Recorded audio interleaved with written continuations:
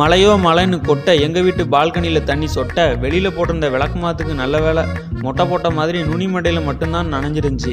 எங்கள் அம்மாவின் உரையாடல்களில் ஒன்று நீங்களே பாருங்கள்.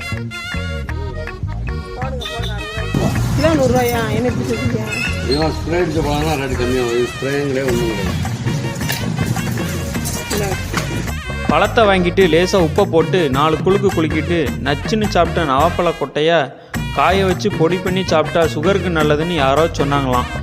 சாப்பிட்டது போதும் துவைச்ச துணியை மடித்து வைடான்னு எங்கள் அம்மா சொன்னதும் அந்த அயன் கடைக்கார அண்ணனே அசந்து போகிற மாதிரி அடுக்கடுக்காக மடித்து வச்சுட்டேன்.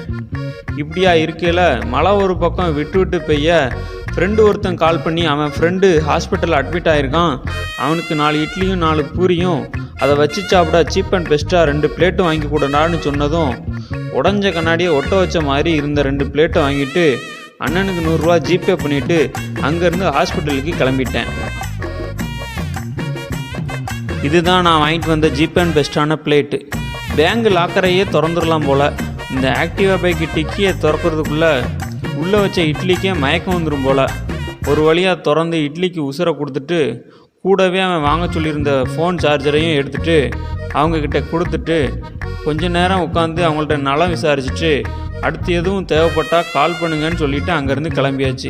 எவ்வளோ தான் குளிர் அடித்தாலும் போர்வையை பொத்திட்டு இந்த ஃபேன் சத்தம் கேட்டால் தான் தூக்கமே வருது. பார்க்குற உங்களுக்கும் அப்படித்தான்னா மறக்காமல் சப்ஸ்கிரைப் பண்ணுங்கள்.